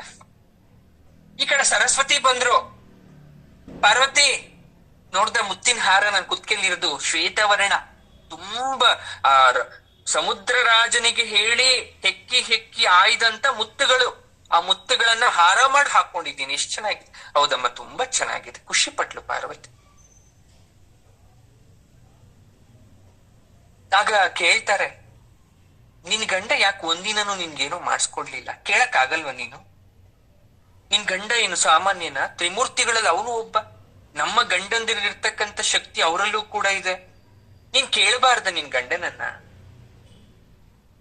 ಪಾರ್ವತಿ ಹೇಳ್ತಾಳೆ, ಈಶ್ವರನಲ್ಲಾಗಲಿ ಈಶ್ವರನ ಮೈಮೇಲಾಗಲಿ ಯಾವ ಭೋಗಗಳನ್ನ, ಯಾವ ಆಭರಣಗಳನ್ನ, ಐಶ್ವರ್ಯಗಳನ್ನ ಕಂಡು ನಾನು ಅವನನ್ನ ಮದ್ವೆ ಮಾಡ್ಕೊಂಡ್ಲಿಲ್ಲ. ಕೇವಲ ಪರಮ ಶಿವನಲ್ಲಿನ ಪರಮ ವೈರಾಗ್ಯ ಭಾವ ಅಂತಕ್ಕಂಥ ಶಿವತತ್ವವನ್ನ ನಾನು ಗ್ರಹಿಸ್ಕೊಂಡು ತಪಸ್ಸನ್ನ ಮಾಡಿ ಅವನನ್ನ ಗಂಡನಾಗಿ ನಾನು ಪಡ್ಕೊಂಡಿರೋದು. ನಾನು ಆತ್ಮಾರ್ಪಣೆ ಮಾಡ್ಕೊಂಡಿದ್ದೀನಿ. ನನ್ನ ಆತ್ಮವನ್ನೇ ನಾನು ಅರ್ಪಣೆ ಮಾಡ್ಕೊಂಡ್ಮೇಲೆ ನನ್ಗಿನ್ಯಾವ ಒಡವೆ ಬೇಕು? ನನ್ ಗಂಡ ನಾನು ಒಂದೇ ದೇಹ, ಒಂದೇ ಆತ್ಮ ಅಂತ ಆದ್ಮೇಲೆ ನನ್ಗೆ ಅದಕ್ಕಿನ್ನ ಇನ್ಯಾವ ಒಡವೆ ಬೇಕು? ಈ ಕೈಲಾಸ ಅಂತಕ್ಕಂಥ ಮಂಜಿನ ಬೆಟ್ಟದಲ್ಲಿ ವೃಷಭ ವಾಹನ ಅಂದ್ರೆ ನಂದಿ ಜೊತೆಯಾಗಿ ರುದ್ರಾಕ್ಷಿಧಾರಿಗಳಾಗಿರ್ತಕ್ಕಂಥ ಪ್ರಥಮ ಗಣಗಳು, ಯೋಗಿನಿಯರು, ಋಷಿಮುನಿಗಳು ಎಲ್ರೂ ಇದ್ದಾರೆ. ಆಕಾಶನೇ ಚಪ್ರ, ಬೆಟ್ಟ ಗುಡ್ಡಗಳಿಂದ ತುಂಬಿದ ಭೂಮಿ ಒದಿಕೆ, ಶಿಲೆಗಳೇ ಸಿಂಹಾಸನ, ಪತಿಯಾದ ಪರಮೇಶ್ವರ, ಇಷ್ಟೆಲ್ಲ ವೈಭೋಗ ಇದೆ. ಕಾಣಿಸ್ತಾ ಇಲ್ವಾ ನಿಮ್ಗೆ? ಯಾವ ಪುರುಷ ಕೂಡ ತನ್ನ ಹೆಂಡತಿಗೆ ಕೊಡಲಾರ್ದಂತ ಸಂಪತ್ತು ಕೊಟ್ಟಿದ್ದ ನನ್ನ ಗಂಡ. ಯಾವ ಸಂಪತ್ತು? ಅರ್ಧನಾರೀಶ್ವರ ಅಂತಕ್ಕಂಥ ಸಂಪತ್ತು. ತನ್ನ ದೇಹದಲ್ಲಿ ಅರ್ಧ ಭಾಗ ಕೊಟ್ಟಿದ್ದಾನಲ್ಲ, ಇನ್ನೇನು ಬೇಕು ನನಗೆ? ಗೌರವ ಇದೆ, ಪ್ರೇಮ ಇದೆ, ಅನ್ಯೋನ್ಯ ದಾಂಪತ್ಯ ಇದೆ. ನನ್ನನ್ನ ಯಾವಾಗ್ಲೂ ಕೂಡ ಒಂದ್ ಸ್ಥಾನದಲ್ಲಿಟ್ಟು ಭಾವಿಸ್ತಾನೆ. ನಾನು ಬಹಳ ಸಂತೃಪ್ತಿಯಾಗಿ ಜೀವಿಸ್ತಾ ಇದ್ದೀನಿ. ಇಷ್ಟ ಹೇಳಿದ್ರಲ್ಲ, ಲಕ್ಷ್ಮೀ ಸರಸ್ವತಿ ಕೋಪ ಬಂದ್ಬಿಡ್ತು. ನೋಡ್ದ ಇವಳನ್ನ ಹೇಗೆ ಮಾತಾಡಿದ್ರು ಅಂತ. ಹೇಳಿದ್ರು ಅಂತ ನೋಡಿದ್ರ? ಇವಳನ್ನ ಹೇಗಾದ್ರೂ ಮಾಡಿ ಅಳಿಸ್ಬೇಕು, ಕಣ್ಣಲ್ಲಿ ನೀರ್ ಹಾಕ್ಸ್ಬೇಕು. ಒಂದಷ್ಟು ಅಳಿಸ್ಬಿಡ್ಲೇಬೇಕು ಇವತ್. ನೋಡೋಣ, ಪಾರ್ವತಿ ಅಕ್ಕನನ್ನ ಬಿಡಬಾರದು. ಮತ್ತೆ ಶುರು ಮಾಡಿದ್ರು. ತಮ್ಮ ಐಶ್ವರ್ಯ ಆಭರಣಗಳ ಪ್ರದರ್ಶನದಿಂದ ಅವಳಲ್ಲಿ ಅಸಂತೃಪ್ತಿಯನ್ನ ಎಬ್ಬಿಸ್ಬೇಕು ಅಂತ ಅನ್ಕೊಂಡ್ರು. ಇದು ಆಗ್ಲಿಲ್ಲ. ಅದಕ್ಕೆ ಹೇಳಿದ್ರು, ನಮ್ಮ ಆಭರಣಗಳನ್ನ ನೋಡಿ ಮೆಚ್ಚೋದು ಬಿಡೋದು ನಿನಗ್ ಬಿಟ್ಟಿದ್ದು. ಆದ್ರೆ ನಿನ್ ಮೈ ಮೇಲೆ ಒಂದಾದ್ರೂ ಆಭರಣ ಬೇಡವಾ? ಅಟ್ಲೀಸ್ಟ್ ಒಂದು ಹೆಣ್ಣು ಅಂತಾದ್ರು, ಒಂದು ಮುತ್ತೈದೆ ಸ್ಥಾನಕ್ಕಾದ್ರೂ ಒಂದು ನಿನ್ಗೇನು ಬೇಡವಾ? ಯಾವತ್ತಾದ್ರೂ ತೋರ್ಸಿದ್ಯಾ ನೀನ್ ಒಂದು ಒಡವೆನಾದ್ರು ನಿನ್ ಹತ್ರ ಇರೋದ್ನ ಅಂತ ಅವಹೇಳನ ಮಾಡಿದಂತೆ ಮಾಡಿ ಲಕ್ಷ್ಮೀ ದೇವಿ ನಕ್ಬಿಟ್ಟು ಸುಮ್ನಾದ್ರು. ನೀನ್ ಗೌರಮ್ಮ ಅಂತ ಕರೀತಾರೆ ಜನ ಎಲ್ಲ. ಗೌರಮ್ಮನಿಗೆ ಲಕ್ಷಣವಾಗಿ ಕಿವಿಗ್ ಓಲೆ ಬೇಡವಾ? ಹೊಸ ಓಲೆನಾದ್ರೂ ಮಾಡಿಸ್ಕೊಂಡ್ ಹಾಕೋಬಾರ್ದು. ಬೈ ಮೇಲೆ ಬೇರೆ ಎಲ್ಲೂ ಒಡವೆ ಬೇಡದೆ ಇರ್ಬೋದು. ನಿನ್ನ ಮದುವೆ ದಿವಸ ತಂದೆ ತಾಯಿ ಹಿಮವಂತ ಮೈನಾದೇವಿ ರತ್ನ ತಾಂಟಕಗಳನ್ನು ಬಿಟ್ರೆ ಇನ್ನೇನ್ ಕೊಟ್ಟಿದ್ದಾರೆ? ಅದು ನೋಡು, ಕಿವಿಲಿರೋದು ಹಳೇದಾಗ್ಬಿಟ್ಟು ಅದ್ರ ಬಣ್ಣನೇ ಹೋಗ್ಬಿಟ್ಟಿದೆ. ಮತ್ತೆ ಹೊಸದಾಗ ಒಂದ್ ಜೊತೆ ತಾಟಂಕಗಳನ್ನ ಮಾಡಿಸ್ಕೋಬೇಕು ಅಂತ ಗೊತ್ತಾಗಲ್ವಾ? ಅದೇ ನಮ್ಮ ಅಣ್ಣ ಪರಮಶಿವ ಇದಾರಲ್ಲ, ಅವ್ರು ತೋರ್ಸ್ಲಿಲ್ವಾ? ಯಾವಾಗ್ಲೂ ಸಮಾಧಿ ಸ್ಥಿತಿಯಲ್ಲೇ ಇರ್ತಾರಲ್ಲ. ನೀನಾದ್ರೂ ಕೇಳಿ ಮಾಡಿಸ್ಕೊಳ್ಬೇಕು. ಪುರುಷರಿಗೆ ಏನ್ ಗೊತ್ತಿರುತ್ತೆ ಹೆಣ್ಮಕ್ಳ ಬಗ್ಗೆ? ಗಂಡನ್ರಿಗೆ ಏನ್ ಗೊತ್ತಿರುತ್ತೆ ಹೆಂಡತಿಗೆ ಯಾವಾಗ ಏನ್ ಒಡವೆ ಮಾಡಿಸ್ಕೊಡ್ಬೇಕು ಅಂತ? ಹೆಣ್ಮಕ್ಳು ಕೇಳ್ಬೇಕು ಗಂಡಂದಿರ್ನ. ನಾನ್ ಏನ್ ಮಾಡ್ತೀನಿ ಗೊತ್ತಾ? ವೈಕುಂಠ ಬಿಟ್ಟು ಹೋಗ್ಬಿಡ್ತೀನಿ ಅಂತ ಎದುರಿಸ್ತೀನಿ. ಅವಾಗ ನನ್ ಗಂಡ ಮಾಡಿಸ್ಕೊಡ್ತಾರೆ. ಪಾರ್ವತಿಗೆ ಇವರು ಆಡದಂತ ಮಾತು ನೋವಾಗೋಯ್ತು ಮನ್ಸಿಗೆ. ನಾನೇನಾದ್ರೂ ಕೋರಿದ್ರೆ ನನ್ನ ಗಂಡ ಪರಮಶಿವ ಒಂದಲ್ಲ ಕೋಟಿ ತಾಟಂಕಗಳನ್ನ ಮಾಡಿಸ್ಕೊಡ್ತಾನೆ. ಆದ್ರೆ ನಶ್ವರವಾದ ಅಲಂಕಾರ ಆಭರಣಗಳಿಗಿಂತ ಶಾಶ್ವತವಾಗಿರ್ತಕ್ಕಂಥ ಯೋಗವನ್ನ ನಾನು ಕೋರಿದ್ದು ಅಂತ ರೋಷದಿಂದ ಪಾರ್ವತಿ ಹೇಳ್ತಾಳೆ. ಅಮ್ಮಯ್ಯ, ತನ್ನ ಗಂಡನ ಮೇಲೆ ನೊಣವೂ ಕೂರ್ದ ಹಾಗೆ ನೋಡ್ಕೊಳ್ತಾಳೆ ನಮ್ ಪಾರ್ವತಿ. ಅಮ್ಮ ತಾಯಿ ಪಾರ್ವತಿ, ನಮ್ಮ ಗಂಡಂದ್ರು ಅವ್ರ ಯೋಗದಲ್ಲಿ ಅವರಿದ್ದಾರೆ. ನಾವ್ ಏನ್ ಕೇಳ್ದಿದ್ರು ಅವ್ರು ಏನ್ ತಿಳಿಯದ ಜಡರಾಗಿ ಹೋಗ್ತಾರೆ. ನಾವ್ ಕೇಳ್ಬೇಕು ಬಾಯ್ಬಿಟ್ಟು. ಇನ್ನೊಂದ್ 4 ದಿನದಲ್ಲಿ ನಾವಿಬ್ರು ಮತ್ತೆ ಕೈಲಾಸಕ್ ಬರ್ತೀವಿ.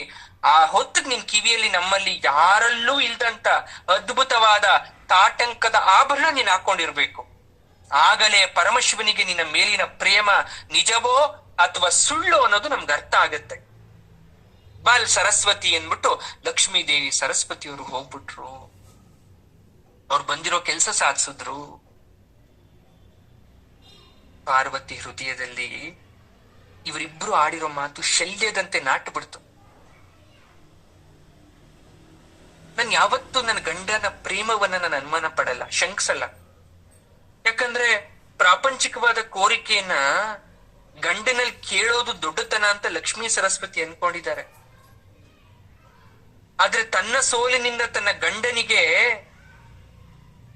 ಅವಮಾನ ಮಾಡೋದು ಎಷ್ಟು ಸರಿ ಹೆಂಡತಿ ಆದವಳು. ಅದೇ ದಿನ ಆಲೋಚನೆ ಮಾಡ್ತಾ ಮಾಡ್ತಾ ಮಾಡ್ತಾ ಕೊರಗ್ತಾ ಇದ್ದಾಳೆ ಪಾರ್ವತಿ. ಹಠಾತ್ತಾಗಿ ಪರಶಿವ ಕಣ್ಬಿಟ್ಬಿಟ್ಟ ಸಮಾಧಿ ಸ್ಥಿತಿಯಿಂದ.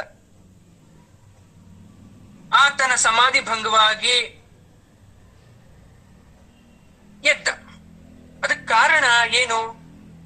ತನ್ನ ಒಂದು ಅರ್ಧ ಶರೀರದ ಅಂತರಂಗದಲ್ಲಿನ ಆಂದೋಲನ ಆತನ ಇನ್ನೊಂದು ಅರ್ಧ ಶರೀರದಲ್ಲಿ ಸ್ಪಂದಿಸ್ತು.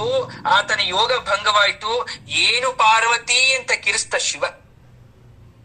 ಏನ್ ಅರ್ಧನಾರೀಶ್ವರ ಅಂದ್ರೆ ಸುಮ್ನೆನಾ? ಪಾರ್ವತಿಗೆ ಏನೇ ಮನ್ಸಲ್ಲಿ ಓಡ್ತಿದ್ರು ಶಿವನ್ ಗೊತ್ತಾಗುತ್ತೆ, ಶಿವನಲ್ಲಿ ಏನೇ ಓಡ್ತಾ ಇದ್ರು ಪಾರ್ವತಿ ಗೊತ್ತಾಗುತ್ತೆ. ಅವನು ಸಮಾಧಿ ಸ್ಥಿತಿಯಲ್ಲೇ ಇದ್ದ ಪರಶಿವ. ಯಾವಾಗ ಪಾರ್ವತಿ ಮನಸ್ಸಲ್ಲಿ ಗೊಂದಲದ ಗೂಡಾಗಿ ಬಹಳ ದುಃಖವನ್ನ ಮಾಡ್ತಾ ಇದ್ಲು, ಆ ದುಃಖ ಅವನ್ ಗರ್ವಾಗೋಯ್ತು. ಹೇಳ್ದ, ಏನ್ ಪಾರ್ವತಿ ಅಂತ, ಏನ್ ವೇದನೆ ಪಡ್ತಾ ಇದ್ಯಾ, ನನ್ನಲ್ಲಿ ಹೇಳಬಾರ್ದ? ಪಾರ್ವತಿ ನಡೆದದ್ನೆಲ್ಲ ಹೇಳಿದ್ಲು ತಾಯಿ. ಈಶ್ವರ ಕೇಳ್ತಾನೆ. ಹೇಳಾದ್ಮೇಲೆ ಪರಶಿವನ ಹುಬ್ಬುಗಳು ಗಂಟಿಕ್ಕತ್ತೆ. ಕೋಪದ ಒಂದು ಸೂಚನೆ. ಲಕ್ಷ್ಮೀದೇವಿ ರತ್ನಗರ್ಭವಾದ ಕ್ಷೀರಸಾಗರನ ಮಗಳು. ಯಾವ ರತ್ನ, ವಜ್ರ, ವೈಢೂರ್ಯ, ನವರತ್ನಗಳಲ್ಲಿ ಏನು ನೋಡಿದ್ರು ತೋರ್ಸಿದ್ರು, ಓಹ್ ಇದೇನು ನನ್ನ ತವರು ಮನೆಯಲ್ಲಿ ರಾಶಿ ರಾಶಿ ಬಿದ್ದಿರುತ್ತೆ ಅಂತ ತೇಲ್ಸ್ ಹೇಳ್ತಾಳೆ. ಐಶ್ವರ್ಯ ಅಹಂಕಾರಗಳಿಂದ ಕೂಡಿ ಮಾತಾಡಿದ್ದಾಳೆ. ಇನ್ ಸರಸ್ವತಿ ದೇವಿ ವಾಕ್ಸುಧಾರಾಣಿ. ಎಲ್ಲ ಮಾತುಗಳು, ಎಲ್ಲ ಕಲೆಗಳು ನನ್ನಲ್ಲಿದೆ ಅಂತಕ್ಕಂಥ ಅಹಂಕಾರ ಇರ್ಬೋದು. ಆದ್ರೆ ಒಂದ್ ಅರ್ಥ ಮಾಡ್ಕೋ ಪಾರ್ವತಿ, ರತ್ನ ಮರಕತ ಮಣಿಗಳು ಸರ್ವವು ಎಲ್ಲ ಗಾಯನ, ಶಿಲ್ಪಕ್ಕೆ, ನಾಟ್ಯಕ್ಕೆ 64 ಕಲೆಗಳಲ್ಲಿ ಯಾವುದಕ್ಕೂ ಸಾಟಿ ಆಗದಿರ್ತಕ್ಕಂಥ ಕಲೆ ನಿನ್ನಲ್ಲಿದೆ. ಈ ರತ್ನಗಳನ್ನ ಮೈಮೇಲೆ ಹಾಕೊಂತೀವಲ್ವಾ, ಹೊಲೆಯುವ ಕಲ್ಲುಗಳಷ್ಟೇ, ಪಳಪಳ ಅಂತ ಹೊಳಿತಾ ಇದೆ ಕಲ್ಲದು. ಆದ್ರೆ ನಮ್ಮ ಒಳಗಡೆ ಇರ್ತಕ್ಕಂಥ ಕಲೆ ಶಾಶ್ವತವಾದದ್ದು, ಬೆಲೆ ಕಟ್ಟಲಾರದಂತ ವಜ್ರ. ಇರ್ಲಿ, ಪಾರ್ವತಿಗೆ ಅಪರೂಪವಾದ ತಾಟಂಕಗಳನ್ನ ನಾನು ಕೊಡಿಸ್ಬೇಕು. ಅವರಿಬ್ರು ಈ ರೀತಿ ಮಾತಾಡಿದ್ದಾರೆ. ಆಕೆ ಗರ್ವದಿಂದ ಅವರಿಬ್ಬರಿಗೂ ಸಮಾಧಾನ ಹೇಳೋ ತರ ಇರ್ಬೇಕು. ಅವರಿಬ್ಬರಿಗೆ ಅಲ್ಲ, ಮುಂದೆ ಜಗತ್ತಲ್ಲಿರ್ತಕ್ಕಂಥ, ಸೃಷ್ಟಿಯಲ್ಲಿರ್ತಕ್ಕಂಥ ಯಾವ ಯುಗದಲ್ಲೂ ಯಾವ ಸ್ತ್ರೀಯೂ ಕೂಡ ಧರಿಸಲಾರದಂತ ತಾಟಂಕಗಳನ್ನ ಮಾಡಿಸ್ಬೇಕು, ನನ್ನ ಹೆಂಡತಿಗೆ ಕೊಡಬೇಕು. ಆ ತಾಟಂಕಗಳು ಪಾರ್ವತಿಯ ಜೊತೆ ಪೂಜನೀಯವಾಗಿರ್ಬೇಕು, ಅದಕ್ಕೆ ಆದಂತ ಒಂದು ಪ್ರತ್ಯೇಕತೆ ಇರಬೇಕು ಅನ್ನೋ ಆಲೋಚನೆ ಪರಶಿವನ ಮನಸ್ಸಲ್ಲಿ ಬಂದ್ಬಿಡ್ತು. ಪರಶಿವನ ಹೃದಯದಲ್ಲಿ ಒಂದು ಭಾವಾತರಂಗ, ಒಂದು ಬ್ರಹ್ಮಾಂಡ ರಚನೆ ವಿಶ್ವಾಕೃತಿಯಾಗಿ, ಚಮತ್ಕೃತಿಯಾಗಿ ತಟಕ್ಕನೆ ಹೊಳಿತು ಆಲೋಚನೆ. ಪಾರ್ವತಿ, ಏನು ಸ್ವಾಮಿ, ನಿನಗೆ ಯಾವ ಯುಗದಲ್ಲೂ ಯಾವ ಲೋಕದಲ್ಲೂ ದೇವ ದಾನವ ಮಾನವರ ಕಾಂತೆಯರಲ್ಲಿ ಯಾರೂ ಧರಿಸಲಾಗದಂತಹ, ಧರಿಸಿರದಂತಹ, ಧರಿಸಿ ಭರಿಸಲಾರದಂತಹ, ಯಾವ ಸಂಪತ್ತು ಸಮಗಟ್ಟಲಾರದಂತಹ ಅದ್ಭುತವಾದ ತಾಟಂಕಗಳನ್ನ ಕೊಡ್ತೇನಮ್ಮ. ಅವು 14 ಲೋಕಗಳಲ್ಲೂ ನಿನಗೂ ನಿನ್ನ ಭಕ್ತರಿಗೂ ಪೂಜನೀಯವಾಗಿ ಆಶ್ರಯ ನೀಡುವಂತಹವಾಗಿ ನಿಲ್ಲುತ್ತಮ್ಮ. ನಿನ್ನ ವ್ರತಗಳಲ್ಲಿ, ನಿನ್ನ ಪೂಜೆಗಳಲ್ಲಿ, ನಿನ್ನ ತಾಟಂಕಗಳಿಗೆ ಒಂದು ವಿಶೇಷವಾದ ಸ್ಥಾನ ಇರಲಿ, ವಿಶೇಷವಾದ ಆಭರಣವಾಗ್ಲಿ. ಪುಣ್ಯ ಸ್ತ್ರೀಯರ ಪಾತಿವ್ರತದ ಕುರುಹೋ ಎಂಬಂತೆ ಸದಾಕಾಲ ಕ್ಷೋಭಿಸ್ಲಿ ಎಲ್ಲ ಹೆಣ್ಮಕ್ಳು ಕಿವಿಲು. ಈ ಮಾತನ್ನ ಕೇಳಿ ಪಾರ್ವತಿ ವಿನಯದಿಂದ ನಮಸ್ಕಾರವನ್ನ ಮಾಡ್ತಾಳೆ. ನಿಮ್ಮಿಚ್ಛೆ ಸ್ವಾಮಿ, ಅಷ್ಟೇ, ಏನು ಜಾಸ್ತಿ ಮಾತಿಲ್ಲ. ಪಾರ್ವತಿ, ನಿಮ್ಮಿಚ್ಛೆ ಸ್ವಾಮಿ ಅಷ್ಟೆ. ಆ ಸ್ವಾಮಿಯ ಇಚ್ಛಾ, ಜ್ಞಾನ, ಕ್ರಿಯಾ ಶಕ್ತಿಗಳಿಂದ ಆಕೆಯ ತಾಟಂಕಗಳು ರೂಪುಗೊಳ್ತವೆ. ಪರಶಿವ ಹೇಳ್ತಾನೆ, ನನ್ನೊಡನೆ ಬಾ ಬಾ ಪಾರ್ವತಿ. ಆಕೆ ಶಿವನ ಹಿಂದೆ ಹೊರಡ್ತಾ ಇದ್ದಾಳೆ. ಶಿವ ಮುಂದೆ ಹೆಜ್ಜೆ ಆಗ್ತಾ ಇದ್ರೆ ಪಾರ್ವತಿ ಹಿಂದೆ ಹೆಜ್ಜೆ ಆಗ್ತಾ ಇದ್ದಾಳೆ. ಇಬ್ಬರು ಕೈಲಾಸ ಪರ್ವತದ ಮೇಲೆ ನಡ್ಕೊಂಡು ಹೋಗ್ತಾ ಇದ್ದಾರೆ. ಮಂಜು ತುಂಬಿದ ಬೆಟ್ಟ ಆಗಿರೋದ್ರಿಂದ ಎಲ್ಲ ಬಗೆಯ ವೃಕ್ಷಗಳು ಕೂಡ ದೊಡ್ಡದಾಗಿ ಬೆಳೆಯಲ್ಲ. ಎಲ್ಲಿ? ಕೈಲಾಸ ಪರ್ವತದಲ್ಲಿ. ಯಾಕಂದ್ರೆ ಅಲ್ಲಿ ಶಾಖ ಇಲ್ಲ, ಬಿಸಿಲಿಲ್ಲ, ಎಲ್ಲ ಕುಬ್ಜವಾಗಿರ್ತಕ್ಕಂಥ ಮರಗಿಡಗಳು. ಆದರೆ ಒಂದು ಗಿಡ ಮಾತ್ರ ಕೈಲಾಸದ ಆ ಮಂಜಿನ ಚಳಿಯನ್ನ ತಡೆದುಕೊಂಡು ದೊಡ್ಡದಾಗಿ ಬೆಳಿ ನಿಂತಿತ್ತು. ಮಿಕ್ಕ ವೃಕ್ಷಗಳೆಲ್ಲ ಬೆಳೆದಿಲ್ಲ, ಅದೊಂದೇ ವೃಕ್ಷ ಮಾತ್ರ ಬೆಳೆದು ನಿಂತಿದೆ. ಅಂತಹ ವೃಕ್ಷಗಳಲ್ಲಿ ಆ ಬೆಟ್ಟದ ಪ್ರಾಂತ್ಯದಲ್ಲಿ ತಾಳೆ ಗಿಡ ಒಂದು, ಅಥವಾ ತಾಳೆ ಮರ. ತಾಳೆ ಮರ ಭೂಮಿಯ ಮೇಲೆ 30 ಅಡಿಗಳ ತನಕ ಬೆಳೆಯುತ್ತೆ. ಕೈಲಾಸದಲ್ಲಿ 6 ಅಡಿ ಬೆಳೆದಿತ್ತು. ಅದೇ ದೊಡ್ಡ ಮರ ಕೈಲಾಸದಲ್ಲಿ. ಆ ಮಂಜಿನ ಬೆಟ್ಟದಲ್ಲಿ 5 ಅಡಿ ಬೆಳೆಯೋದೇ ಕಷ್ಟ, ಅಂತದ್ರಲ್ಲಿ 6 ಅಡಿ ಬೆಳೆದು ನಿಂತಿತ್ತು. ತಾಳೆ ಪತ್ರಗಳು ಮಾತ್ರ ದೃಢವಾಗಿ, ಅಗಲವಾಗಿ ತಾಳೆಯ ಗರಿ ಗ್ರಂಥಗಳನ್ನ ಬರೀಲಿಕ್ಕೆ ಅನುಕೂಲ ಆಗ್ತಿತ್ತು. ಹಾಗಾಗಿ ಆಗಿನ ಕಾಲದಲ್ಲಿ ತಾಳೆಗರು ಉಪಯೋಗ ಮಾಡ್ತಾ ಇದ್ರು. ಯಾಕೆ? ಬಿಸಿಲು ಮಳೆಗಳಿಗೆ ಕೆಳ್ತಾ ಇರ್ಲಿಲ್ಲ. ಗೆದ್ದಲು ಯಾವತ್ತೂ ಹಿಡಿಯೋಲ್ಲ ತಾಳೆಗರಿಗೆ. ಕರ್ಕೊಂಡು ಹೋದ, ನಿಂತ್ಕೊಂಡ್ರು ಇಬ್ರು ಪಾರ್ವತಿ ಪರಮೇಶ್ವರರು. ಪರಮೇಶ್ವರ ಹೇಳ್ತಾ ಇದ್ದಾನೆ ಪಾರ್ವತಿಗೆ, ಒಂದು ಕ್ಷಣ ನಿನ್ನ ಕಣ್ಣನ್ನ ಮುಚ್ಕೋ ಪಾರ್ವತಿ, ನಿನಗೆ ಅದ್ಭುತವಾದಂತಹ ತಾಟಂಕಗಳನ್ನ ನಾನ್ ತೊಡಸ್ತೇನೆ. ಶಿವ ಹೇಳ್ದ. ಆಗ ಪಾರ್ವತಿ ಕಣ್ಣನ್ನ ಮುಚ್ಕೊಂಡ್ರು. ಅಲ್ಲಿದ್ದ ಚಂದ್ರಕಾಂತ ಶಿಲೆಯ ಮೇಲೆ ಕೂತ್ಕೊಂಡ್ಲು ಪಾರ್ವತಿ. ಆಯ್ತು ಅಂತ ಹಸಿ ತಾಳೆ ಪತ್ರವನ್ನ ತನ್ನ ಬೆರಳುಗಳಿಂದ ಸೀಳಿ ಬಲಕೈ ತರ್ಜನಿ ಹೆಬ್ಬೆರಳುಗಳಿಂದ ಚೂಪಾಗಿ ಶುದ್ಧ ಸ್ಫಟಿಕದಂತೆ ಹೊಳಿತಿರ್ತಕ್ಕಂತ ಸುಂದರವಾದ ಉಗುರುಗಳಿಂದ ಪರಶಿವ ಆ ತಾಳೆ ಪತ್ರಗಳ ಮೇಲೆ ಏನನ್ನೋ ಚಿತ್ರಿಸ್ತಾ ಇದ್ದಾನೆ, ಏನನ್ನೋ ಬರಿತಾ ಇದ್ದಾನೆ ತನ್ನ ಕೈಯಿಂದನೇ. ಅವನ ಕಣ್ಣುಗಳು ಅರ್ಧ ನಿಮೀಲಿತವಾಗಿ ಯೋಗ ಮಾರ್ಗದಲ್ಲಿ ದೃಷ್ಟಿ ಹರಿಸಿ ಒಂದು ದಿವ್ಯ ಪತ್ರವನ್ನ ಕ್ಷಣ ಮಾತ್ರದಲ್ಲಿ ಚಿತ್ರಿಸ್ಬಿಡ್ತು. ಪರಶಿವ ಆ ತಾಳೆ ಗರಿಯ ಮೇಲೆ ಬರಿತಾ ಇದ್ರೆ ಆತನ ಭಾವನೆಗೆ ಅನುಗುಣವಾಗಿ 3 ಕೋಟಿ ದೇವತೆಗಳು ಮಂತ್ರಪೂತರಾಗಿ ಅವರವರ ಸಾಂಗ ಸಪರಿವಾರ ಶಕ್ತಿ ಉಳ್ಳವರಾಗಿ ಆತನ ಉಗ್ರು ಕೊನೆಗೆ ಬಂದ್ ಸೇರ್ಕೊಂಡ್ಬಿಟ್ರು. ಎಲ್ಲ ಪರಶಿವನ ಉಗ್ರಗಳೇ ಬಂದ್ ಸೇರ್ಕೊಂಡ್ರು ದೇವತೆಗಳು. ತಾಟಂಕ ನಖಚಿತ್ರದಲ್ಲಿ ಲೀನರಾಗಿ ಬಳ ಬಳ ಬಳ ಅಂತ ಹೊಳಿತಾ ಇದ್ದಾರೆ ಅಷ್ಟು ದೇವತೆಗಳ ಶಕ್ತಿಯಿಂದ. ಸೂಕ್ಷ್ಮ ಮಂತ್ರ ಶರೀರಗಳ ದಿವ್ಯ ಕೃತಿಗಳನ್ನೇ ಬೀಜಾಕ್ಷರಿ ರೂಪವನ್ನ ಬರಿತಾ ಇದ್ದಾನೆ ಆ ತಾಟಂಕದ ಮೇಲೆ. ಪಾರ್ವತಿ ಮಾತ್ರ ಗಂಡನ ಆಜ್ಞೆಗಾಗಿ ಕಣ್ಣನ್ನ ಬಿಡದೆ ಕಣ್ಮುಚ್ಚಿ ಕೂತ್ಕೊಂಡಿದ್ದಾಳೆ. ಸ್ವಲ್ಪ ಸಮಯ ಆಯ್ತು. ಪರಶಿವ ತಾಳೆ ಪತ್ರವನ್ನ ತನ್ನ ಬೆರಳಿಗೆ ಸುತ್ತಿ ಕೊಳವೆಯಂತೆ ಮಾಡ್ತಾನೆ. ಕೊಳವೆಯನ್ನ ಮಾಡಿ ಅದಕ್ಕೆ ಬಂಧಿಸಿ ಕಿವಿಯ ತಾಟಂಕದ ರೂಪಕ್ಕೆ ತರ್ತಾನೆ.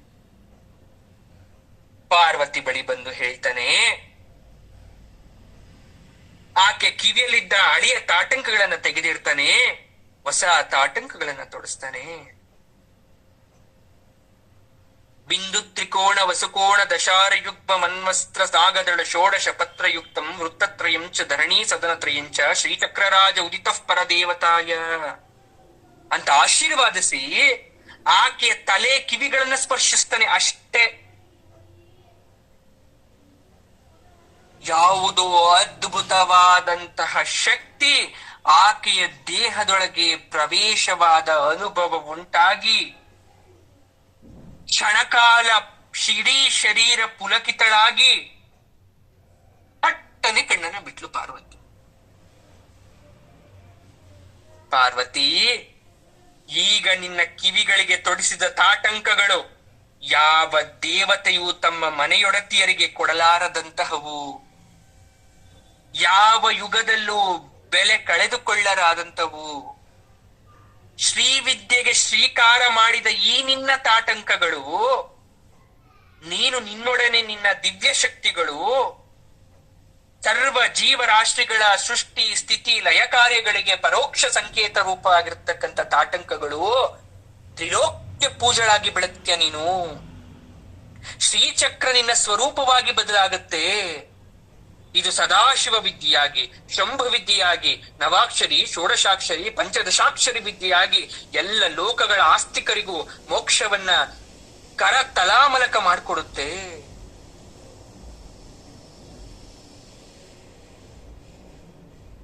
ದಿವ್ಯ ನಾದಗಳು, ದಿವ್ಯ ಶಕ್ತಿಗಳು, ದಿವ್ಯ ಮಂತ್ರಗಳು, ದಿವ್ಯ ಮೋಕ್ಷದ್ವಾರಗಳು ಎಲ್ಲ ನನ್ನ ದೇಹಕ್ಕೆ ಬಂದು ಸೇರಿಬಿಡ್ತೇನೋ ಅನುಭವ ಅಮ್ಮನವ್ರಿಗೆ ಆಗ್ತಾ ಇದೆ.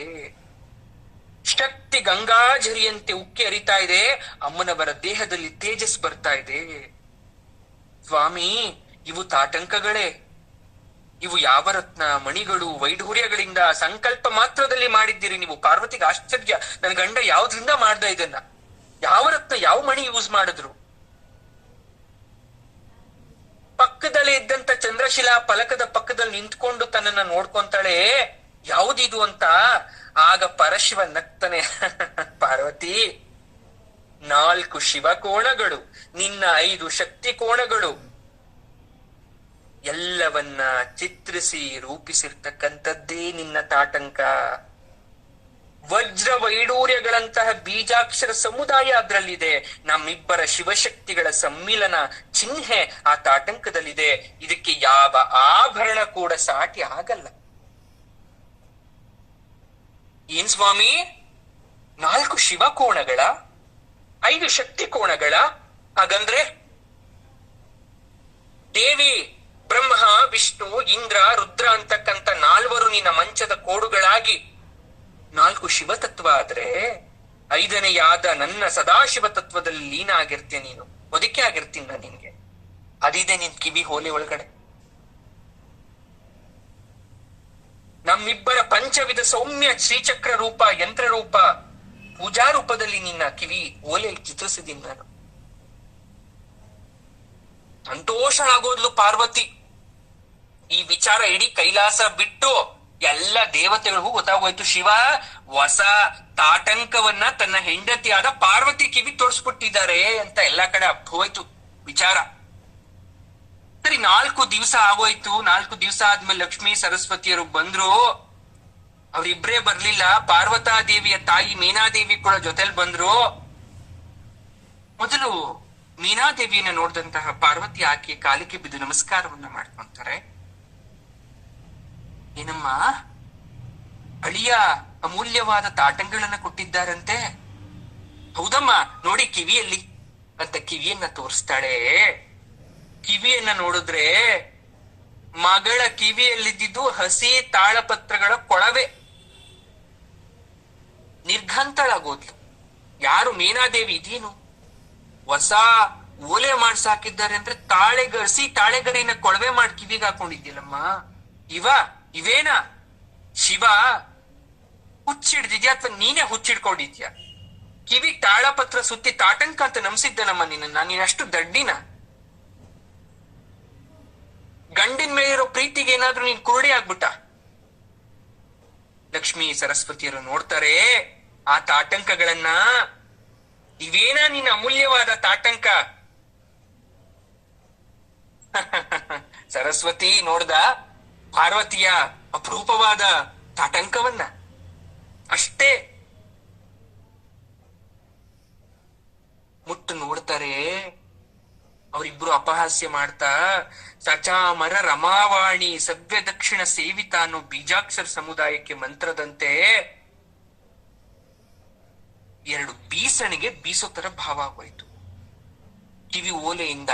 ಯಾವಾಗ ಬೀಸಣಿಕೆಯ ಗಾಳಿ ಲಕ್ಷ್ಮೀ ಸರಸ್ವತಿಯರಿಗೆ ಸೋಕ್ತೋ ಅವರಲ್ಲಿನ ಅಹಂಕಾರ ಮಾಯವಾಗಿ ನೃತ್ಯರಾಗಿ ಹೋಗ್ಬಿಡ್ತಾರೆ, ಶಾಂತರಾಗ್ಬಿಡ್ತಾರೆ ಅವರಿಬ್ರು. ಮೀನಾದೇವಿಗೆ ಅರ್ಥ ಆಯ್ತು ಈ ತಾಟಂಕ ಮಹಿಮೆ ಸಾಮಾನ್ಯವಾದದಲ್ಲ ಅಂತ.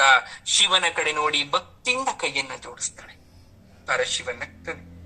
ಅದೇ ಗೌರಿ ವ್ರತದಲ್ಲಿ ಮುತ್ತೈದೆಯರಿಗೆ ವಾಯನ ಅಥವಾ ಭಾಗಿನವನ್ನ ಕೊಡ್ಬೇಕಾದ್ರೆ ದಾನ ಮಾಡ್ತಕ್ಕಂಥ ಸಮಯದಲ್ಲಿ ಅಲಂಕಾರ ವಸ್ತುಗಳಾದ ಕನ್ನಡಿ, ಬಾಚಣಿಕೆ, ಕಾಡ್ಗೆ, ಗಂಧ, ಅರಿಶಿನ, ಕುಂಕುಮ, ಜೊತೆಗೆ ಕರಿಮಣಿ, ಕಿವಿಯೋಲೆ ಎಲ್ಲ ಇಡ್ತಕ್ಕಂಥದ್ದು. ಹಸಿ ತಾಳೆ ಎಲೆಯ ತುಂಡಿಡ್ತಾ ಇದ್ರು. ಅದು ಸಿಗದೆ ಇರೋ ಕಾರಣಕ್ಕೆ ಹಸಿ ಅಡಕೆನಾದ್ರೂ ಇಡ್ತಾರೆ. ಯಾಕೆ? ತಾಟಂಕದ ಗುರುತು ಯಾವತ್ತೂ ತಪ್ಪದೆ ಇರಬೇಕು. ಸ್ತ್ರೀ ಪಾತಿವ್ರತೆಗೆ, ಶ್ರೀಚಕ್ರಗೆ ಚಿಹ್ನೆ ಆಗಿರ್ಬೇಕು. ಗೌರಿ ದೇವಿಯ ಆಭರಣಗಳಲ್ಲಿ ಆ ಕಿವಿಯೋಲೆ ಅಂತಕ್ಕಂಥದ್ದು ಬಹಳ ಪ್ರಮುಖ, ಬಹಳ ಪ್ರಮುಖ. ಅಂದ್ರೆ ಏನ್ ಅರ್ಥ ಮಾಡ್ಕೊಂಡ್ರಿ ನೀವೆಲ್ಲ? ಜಗತ್ತಲ್ಲಿ ಯಾವುದೇ ವಸ್ತುವನ್ನು ಕೂಡ ಅಥವಾ ಯಾವುದೇ ವಸ್ತುವಿಗೆ ಇರುವ ಅಮೂಲ್ಯವಾದ ಘನತೆಯನ್ನು ನೀವು ಅರ್ಥ ಮಾಡ್ಕೋಬೇಕು. ಇಷ್ಟೊತ್ತು ಹೇಳಿದ್ದು ಕೈಲಾಸದ ಕತೆ, ಲಕ್ಷ್ಮೀದೇವಿ ಪಾರ್ವತಿಯರ ಸತ್ಯ ಕತೆ ಇದು. ಅದನ್ನ ನಾವು ಎಷ್ಟರ ಮಟ್ಟಿಗೆ ಜೀವನದಲ್ಲಿ ಹೆಣ್ಮಕ್ಳಾದಂತ ನಾವು ಅಳವಡಿಸ್ಕೊಂತೀವಿ, ಅದನ್ನ ಯಾವ ರೀತಿ ನಾವು ತಿಳ್ಕೊಂತೀವಿ, ಇನ್ನೂ ಇದೇ ಕತೆ ಹೇಳ್ಬಿಟ್ರೆ ಹಾಗೆಲ್ಲ ಹೇಳಕ್ ಅದೆಲ್ಲ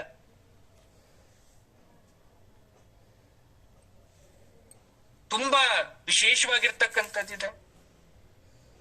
ನಿದರ್ಶನಗಳಿದೆ, ದೇವಸ್ಥಾನಗಳಲ್ಲಿ ಆದಂತ ಪವಾಡಗಳಿದೆ. ಅಖಿಲಾಂಡೇಶ್ವರಿಯಾದ ಅಮ್ಮನವರಿಗೆ ಕಿವಿಯೊಲೆ ಧರಿಸಿದ ತಕ್ಷಣ ದೀಪ ತನ್ನಿಂತಾನೆ ಉರಿತಕ್ಕಂಥ ನಿದರ್ಶನ ಇವತ್ತು ಕೂಡ ಇದೆ. ವರ್ಷಕ್ಕೊಂದ್ಸಲ ಕಿವಿಯೋಲೆಯನ್ನ ಬದಲಾವಣೆ ಮಾಡ್ತಕ್ಕಂಥ ಸಂಪ್ರದಾಯ ಬಹಳ ದೇವಸ್ಥಾನಗಳಿದೆ. ಯಾಕೆ?